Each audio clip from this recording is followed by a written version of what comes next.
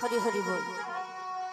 সমবেত সমাগত সকল ভক্তমণ্ডলী, আমার মাতৃমণ্ডলী, পিতৃমণ্ডলী, সবাকার চরণে রইল আমার শত কোটি কোটি দণ্ডবত প্রণাম।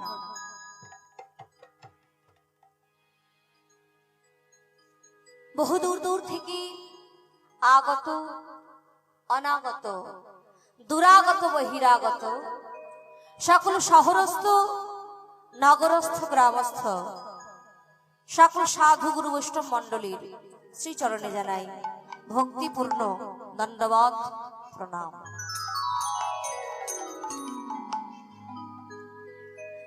প্রণাম জানাই আমার মাতা পিতার চরণ তলে। হে ভক্তমণ্ডলী, আপনাদের চরণ ধুলি আমার মস্তকে লই, রাধা গোবিন্দের চরণ ধুলি মস্তকে লই, গুরুচরণ আশ্রয় করে এত সুন্দর মহতি হরির সভায় শুরু হোক মধুময় গৌর কথা, মধুময় কৃষ্ণ কথা।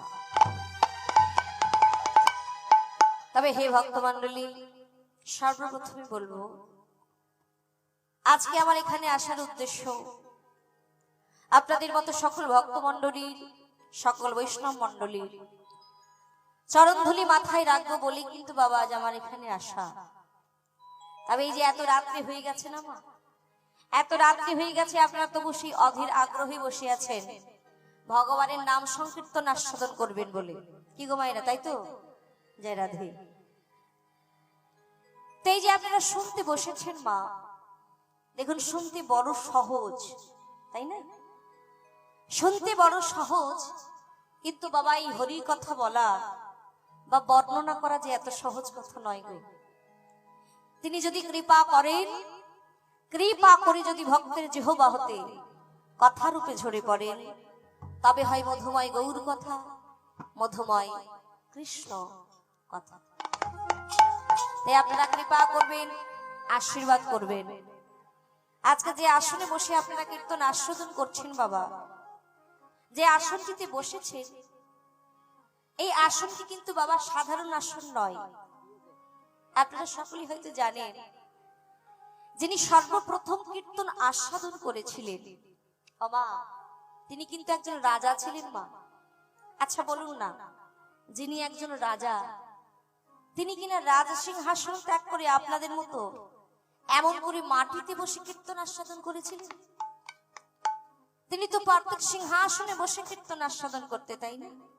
একজন রাজা হই রাজ সিংহাসন পরিত্যাগ করে আপনাদের মতো করে মাটিতে বসেই তিনি কীর্তন আস্বাদন করেছিলেন। আর বক্তার ভূমিকায় যিনি ছিলেন, আজকে দেখুন আমাকে সেই আসনে দাঁড় করানো হয়েছে বক্তার ভূমিকায়, আর আপনারা বসেছেন শ্রোতার আসনে। কিন্তু বাবা শুনতে বড় সহজ, কিন্তু আমাকে যে আসনটি দেওয়া হয়েছে যে বড় শক্ত বাবা, তাই না? বড় কঠিন আসন। দেখুন এই যে রাজা পরীক্ষিত, তিনি রাজ সিংহাসন ত্যাগ করে আপনাদের মতো করে এই পথের ধুলায় বসে কীর্তন আস্বাদন করেছিলেন। আগেই বলেছি শুনতে বড় সহজ, শুনতে বড় সহজ, কিন্তু হরি কথা বলা বা বর্ণনা করা এত সহজ কথা নয়। তাই এই লীলা বর্ণনা করতে গিয়ে যদি কোনরূপ ভুল ত্রুটি হয়ে যায়, কারণ আমি তো শুকদেব গোস্বামী নই মা, আপনারা রাজা পরীক্ষিত হতে পারেন, কিংবা রাজা পরীক্ষিতের মতো বাবা আপনারা শ্রোতা হতে পারেন, কিন্তু আমি যে শুকদেব গোস্বামী নই। তাই এই লীলা বর্ণনা করতে গিয়ে যদি কোনরূপ ভুল ত্রুটি হয়ে যায়, নিজের সন্তান জ্ঞানী, নিজের ঘরের একটি ছোট্ট মেয়ে মনে করি আপনারা আমাকে ক্ষমা করে দেবেন, কেমন? তৎসহ আমার প্রণাম গ্রহণ করবেন। আর সেই সঙ্গে আমার মায়েদের বলছি, মাঝের মধ্যে একটু উলুধ্বনিটা করবেন, কেমন? কি গো মায়েরা, আমার মায়েরা নিশ্চয়ই উলুধ্বনি জানেন, জানেন তো? বাহ, একটু মাঝের মধ্যে একটু উলুধ্বনি করে দেবে। কারো ঘুম পাচ্ছে না তো? বেশ বেশ, কারণ রাত্রি তো অনেক হয়েছে। আমাকে 10টায় টাইম দেওয়া হয়েছিল, এখন সে 10টা থেকে 1টা হয়ে গেল সময়। তো যাই হোক, এসে যখন পড়েছি আপনাদের কাছে, ও মায়েরা ঘুমিয়ে পড়লে চলবে না, কেমন? আর মাঝে মধ্যে একটু উলুধ্বনিটা করবেন, আর আমার বাবারা আছেন দোয়া উত্তোলন করে জয়ধ্বনি করবেন, কেমন? সবাই মিলে নিতাই গৌর প্রেমানন্দে গৌর, হরি বল হরি বল হরি বল। আচ্ছা, সবাইকে উলুধ্বনি করছে? বাহ, এই তো খুব সুন্দর। জয় রাধে জয় রাধে। তো যাই হোক, আমরা যে লীলা আস্বাদন করব, আমরা দেখুন যে লীলাই শ্রবণ করি না কেন, সবার আগে আমাদের গৌর সুন্দরের রাঙা রাঙা যুগল চরণ আশ্রয় করতে হবে। কারণ এই কলির ভগবান হলেন গৌরাঙ্গ সুন্দর মা। এই কলিকালের পতিত পাবন গৌর সুন্দর। আর দেখুন, আর আজকে এই যে পূর্ণিমা পড়ে গেছে, তাই না? আজকে কি কোন দিন গো? দোল পূর্ণিমা। তো দোল পূর্ণিমায় দোল খেলা হয় মা? খেলা হয়? বাহ, রং খেলেন তো? দেখুন, দোল পূর্ণিমায় আরো একজনের জন্মতিথি গো। তিনি কে বলুন তো? আমাদের ঘরের ছেলে। কে গো? নদিয়ার চাঁদ গৌর হরি। আজ এই পূর্ণ লগ্নে তিনি আবির্ভূত হলেন কলির জীবকে উদ্ধার করবার জন্য। তাই চলুন তার রাঙা রাঙা যুগল চরণ আশ্রয় করে আমরা লীলার দিকে এগিয়ে যাব। লীলার বিষয়বস্তু হলো নিত্যানন্দ মিলন। হরি হরি বল। লক্ষ্য করুন, আজ এই গৌর তত্ত্ব, দেখুন বাবা, এমন তত্ত্ব বাবা, যদি আমরা প্রশ্ন করি, যদি প্রশ্ন করা যায় যে মহাপ্রভু তিনি কে? মায়েরা বলুন তো, মহাপ্রভু তিনি কে গো? এই কলির ভগবান কি, তাই তো? এই যে যুগে আমরা বাস করছি, এই যুগটার নাম কি? কি যুগ মা? ত্রেতা যুগ, তাই তো? বলে হ্যাঁ। কোন যুগ? কলি যুগ। বাহ, তাহলে যুগ মোট হচ্ছে 5টি, তাই তো? কটি যুগ? 4টি। বেশ বেশ, 5টি নয়, 4টি যুগ। তা কি কি? সত্য, ত্রেতা, দাপর আর কলি, তাই তো? তো লক্ষ্য করুন, এই কলিকালে আমরা এসেছি আর পেয়েছি এমন দীন দয়াল গৌর সুন্দরকে। তাহলে প্রশ্ন করা হলো, গৌর সুন্দর কে বা মহাপ্রভু তিনি কে? যারা গৌর অনুরাগী ভক্ত তারা বললেন, কেন? গৌর হরি হলেন আমাদের ভগবান, গৌর ছাড়া আমরা কিছু জানি না। আবার বাবা কেউ কেউ বলেন মহাপ্রভু হলেন একজন সমাজের সংস্কারক। আবার কেউ কেউ বলছে মহাপ্রভু হলেন নাকি একজন বদ্ধ পাগল। ও মায়েরা, মহাপ্রভুকে কেউ কেউ পাগল বললেন, কেন গো? পাগল বললেন কেন? বলে কেন পাগল বলবো না? কারণে অকারণে রাস্তাঘাটে শুধু কৃষ্ণ কৃষ্ণ কৃষ্ণ বলে কাঁদে। ও মায়েরা, আচ্ছা আপনারা বলুন না, আমাদের ঘরের ছেলেরা যদি সংসার ধর্ম পরিত্যাগ করে রাস্তাঘাটে ওই কৃষ্ণ কৃষ্ণ বলে কাঁদে, তাহলে আমরা কি বলি গো? ছেলেটার মাথার গন্ডগোল হয়েছে, তাই না? আর যিনি ভগবান, কলির ভগবান, সংসার ধর্ম পরিত্যাগ করে রাস্তাঘাটে শুধু কৃষ্ণ কৃষ্ণ কৃষ্ণ বলে কেঁদে বেড়াচ্ছে দুটি বাহু উত্তোলন করে। তাই তো বাবা কেউ কেউ বলছে মহাপ্রভু নাকি হলেন একজন বদ্ধ পাগল। হরি হরি বল। কিন্তু এখানে কবিরাজ কৃষ্ণদাস গোস্বামী পাদ কি বলছে দেখুন, তিনি বললেন যে রাধা কৃষ্ণ একই আত্মা, দুই দেহ ধরি অনন্য বিলাস রস আস্বাদন করি। কি বললেন? বলছে রাধা আর কৃষ্ণ তাদের আত্মা নাকি একটি। ও মায়েরা আস্তে দেখুন, বলে তাদের দেহ হচ্ছে দুটো, রাধা আর কৃষ্ণ, কিন্তু দেহ দুটো হলে কি হবে? বলে তাদের আত্মা নাকি একটি। আচ্ছা বলুন তো, আমাদের প্রত্যেকের মধ্যে আত্মা রয়েছে তো? কি গো মায়েরা, আপনাদের নেই? আছে? কার আত্মা নাই একটু হাতটা তুলুন তো। আত্মা নাই? হরি হরি বল। আমাদের প্রত্যেকের মধ্যে আত্মা রয়েছে, তাই না মা? বলে আত্মা যদি না থাকতো তাহলে এই যে এত দূর ছুটে এলাম কি করে, আর কৃষ্ণ কথা বলবো কি করে বা শুনবো কি করে, তাই না মা? হরি বল হরি বল। তাহলে লক্ষ্য করুন, এখানে বললেন রাধার কৃষ্ণ দুটি দেহ হতে পারে আলাদা, কিন্তু দেহ দুটো আলাদা হলে কি হবে বাবা, তাদের আত্মা কিন্তু একটি। কারণ দেখুন, এক থেকে ভেঙে যতক্ষণ না দুই হওয়া যায় ততক্ষণ কিন্তু রস আস্বাদন করা সম্ভব নয় বাবা। যেমন বাবা, পিতা হতে যতক্ষণ না তার সন্তান জন্ম না নিচ্ছে ততক্ষণ যেমন বাৎসল্য রসটা যে কি সেটা যেমন আস্বাদন করা যায় না। ও মায়েরা, আচ্ছা বলুন তো মা, আমরা নিজের সন্তানকে আদর করে যে সুখটা পাই, বলুন না একটা পরের সন্তানকে আদর করে সেই সুখ আমরা পাবো? পাবো মা? কখনোই এটা সম্ভব নয়। তাহলে পিতা হতে যতক্ষণ না তার সন্তান জন্ম না নিচ্ছে বাবা, ততক্ষণ কিন্তু আমরা জানবো না যে বাৎসল্য রসটা কি। তো ভগবান বললেন, আমি একজন প্রেমিক, আমার একজন প্রেমিকা চাই। ও মায়েরা, ভগবান কৃষ্ণ তিনি প্রেম করলেন গো কার সঙ্গে গো? ভগবান প্রেম করেছিলেন কার সঙ্গে? শ্রীমতী রাধারানীর সঙ্গে। বেশ বেশ, তাহলে আমরা তো জানি ভগবানের তো 108টা স্ত্রী, তাই না? তার মধ্যে রাধারানী হলো না কেন?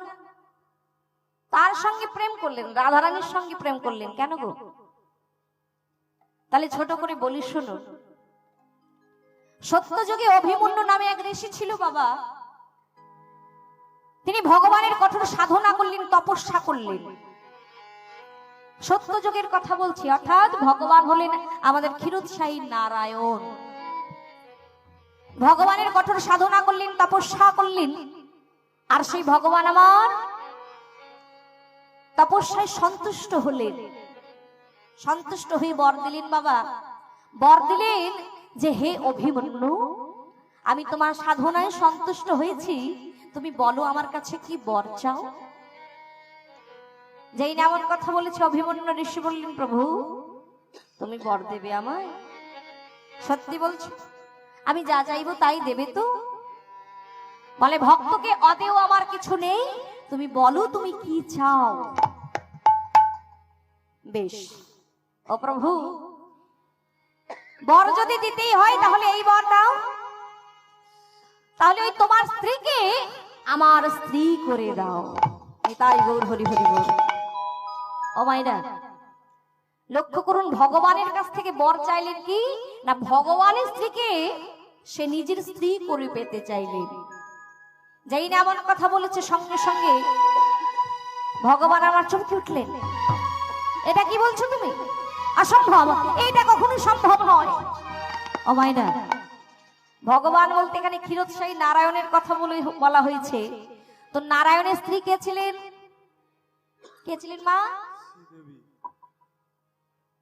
বলে শ্রীদেবী। কে ছিল গো? লক্ষ্মী দেবী। তাহলে ভগবান বলছে অসম্ভব, এটা তো কখনো সম্ভব নয়। এটা কি করে সম্ভব? না না, অন্য কোনো বর চাও, এই বর আমি তোমাকে দিতে পারবো না।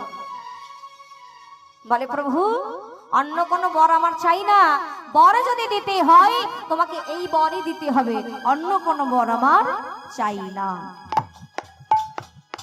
ভগবান বলে উঠলেন, বেশ, নাম যখন আমার বাঞ্ছা কল্পতরু, আমি কথা দিলাম তোমার মনোবাসনা পূর্ণ হবে, তবে সেটা এই যুগে নয়, আগত দাপর যুগে। আগত দাপর যুগে ওই বৃন্দাবনের মাটিতে আমি কৃষ্ণ নামে আবির্ভূত হব, আর তুমি ওই বৃন্দাবনে জন্মগ্রহণ করবে আয়ান ঘোষ নামে। কিন্তু সেই দিন তুমি হবে নপুংসক। ও মায়েরা, আয়ান ঘোষ কে ছিলেন বলুন তো? বলতে পারবে? রাধারানীর কি হন? কি হন? আর একজন বলে নাকি ভাই হয়। ও মায়ের একটু জোরে বলতে হবে, তো শুনতে পাচ্ছি না। হরি হরি বল। কে হয় গো? রাধারানীর স্বামী হলেন আয়ান ঘোষ। তাহলে ভগবানের বরে সেই রাধারানীকে তিনি স্ত্রী রূপে পেয়েছিলেন। দেখুন, ভগবান কিন্তু বলেছিলেন, তুমি আমার, আমি তোমায় আশীর্বাদ করছি, ওই বৃন্দাবনের মাটিতে তুমি আয়ান ঘোষ রূপে আসবে এবং আমার প্রেয়সীকে তুমি স্ত্রী রূপে লাভ করবে। কিন্তু সেই দিন তুমি হবে নপুংসক, অর্থাৎ নারী সঙ্গ তুমি করতে পারবে না। হরি হরি বল। তাই লক্ষ্য করুন বাবা, সেই ভগবানের বরে ওই দাপুর যুগে ভগবান কৃষ্ণ হয়ে আবির্ভূত হলেন, আর সেই অভিমন্যু ঋষি হয়ে এলেন আয়ান ঘোষরূপে। আর ভগবান করলেন কি দেখুন, ভগবান তার নিজ আত্মা থেকে সৃষ্টি করলেন কাকে? শ্রীমতী রাধা রানীকে। ও মায়েরা, রাধা রানী তিনি কিন্তু কোনো নারী নন মা, তিনি কিন্তু কোনো নারী নন। ভগবান তার নিজ আত্মা থেকে, নিজ বামাঙ্গ থেকে সৃষ্টি করেছিলেন লীলা করবার জন্য, আর পাঠিয়ে দিলেন আয়ান ঘোষের গৃহে। আর ভগবান আমার তার সঙ্গে প্রেম করলেন, আর সেই প্রেম লীলা আমরা আস্বাদন করলাম। ঠিক তারপরে আবারও কবিরাজ কৃষ্ণদাস গোস্বামী পাদ বললেন, এই দুয়ে এমি আমার চৈতন্য গোসাই ভাবরস আস্বাদিতে দোহে হইলা ঠাই। নিতাই গৌর হরি বল, হরি বল, হরি বল। তাহলে হে ভক্তমণ্ডলী, লক্ষ্য করুন, তাহলে ওই দাপর যুগে তিনি দুই হয়েছেন, এক থেকে ভেঙে দুই হলেন। আবার কলিকালে হয়ে গেলেন কি পুনরায় আবার দুই থেকে আবার এক হয়ে গেলেন। অর্থাৎ দাপরের রাধা কৃষ্ণ কলিকালে হয়ে এলেন আমাদের গৌর সুন্দর রূপে। নিতাই গৌর হরি বল, হরি বল, হরি বল। তাই আজকে আমার প্রাণীর ঠাকুর শ্রী গৌরাঙ্গ আমার কি করছেন? সকল ভক্ত সঙ্গে কীর্তন আনন্দে মেতে আছেন। কেমন ভাবে লক্ষ্য করুন। আহা সুরধ্বনির কিনারায় সোনার নূপুর দিয়া পায়, নাচেন আমার শ্রী গৌরাঙ্গ রায়। সবাই মিলে করে করে তালি দিয়ে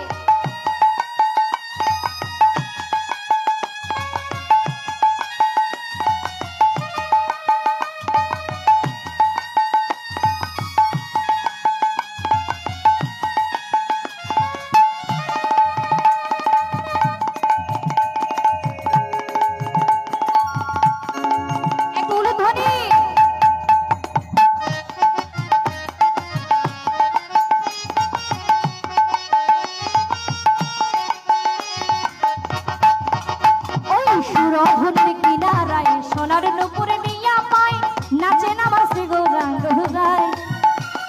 সুরধনির কিনারায় সোনার নূপুর দিয়া পাই, নাচে আমার শ্রী গৌরাঙ্গ রায়। ভক্তগণ সঙ্গে করি মুখে বলো হরি হরি, ভক্তগণ সঙ্গে করি মুখে বলো হরি হরি।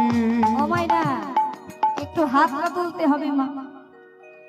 আমরা তো বলি দিদি, দেখুন অন্যান্য যুগে ভগবানের সাধনা করতে গেলে কত কষ্ট করতে হতো, তাই না বাবা? কত সাধনা করতে হতো, কত যজ্ঞ করতে হতো। একমাত্র এই কলির যুগে দেখুন কোনো কষ্ট করতে হবে না, কেবল দুবাহু উত্তোলন করে শুধু ভগবানের নাম গাইলেই হবে। চলুন হাত তুলুন সবাই মিলে। ভক্তগণ সঙ্গে করি মুখে বলো হরি হরি, ভক্তগণ সঙ্গে করি মুখে বলো হরি হরি। ভক্তগণ সঙ্গে করি মুখে বলো হরি হরি, ভক্তগণ সঙ্গে করি মুখে বলো হরি হরি। আরে নয়নে প্রভু ধীরে ধীরে চায়, আরে নয়নে প্রভু ধীরে ধীরে চাই, আরে নয়নে প্রভু ধীরে ধীরে চাই।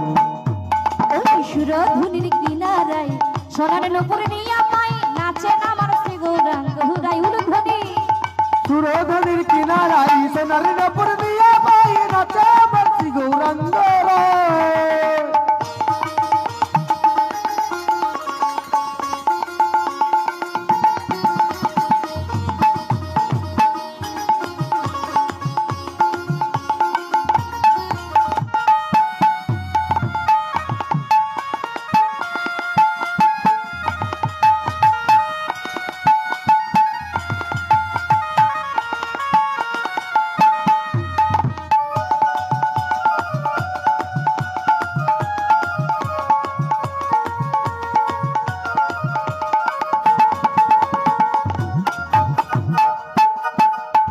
নদিয়ার পথে পথে চলে গৌর হরি, খোল কর তাল গোরা সঙ্গীতে করি।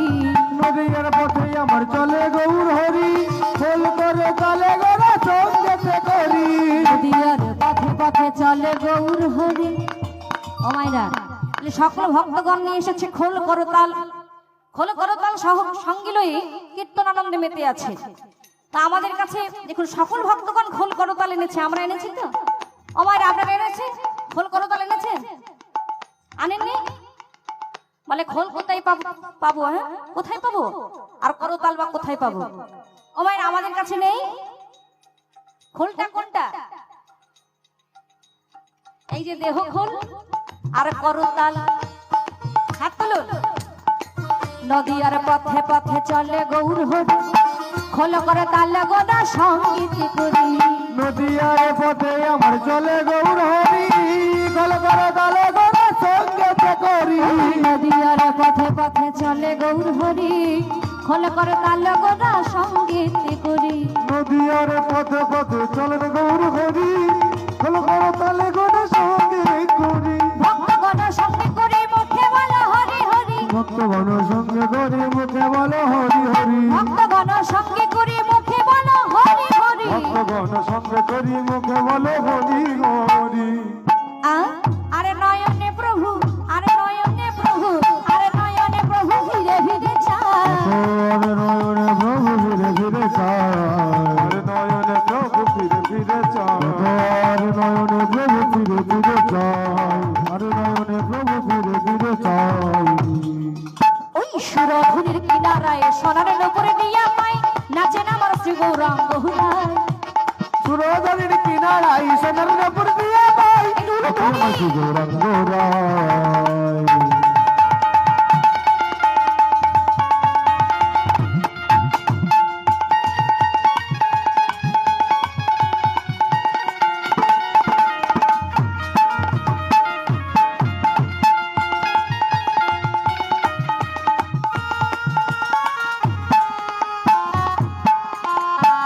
করে করে তালি দিয়ে সবাই মিলে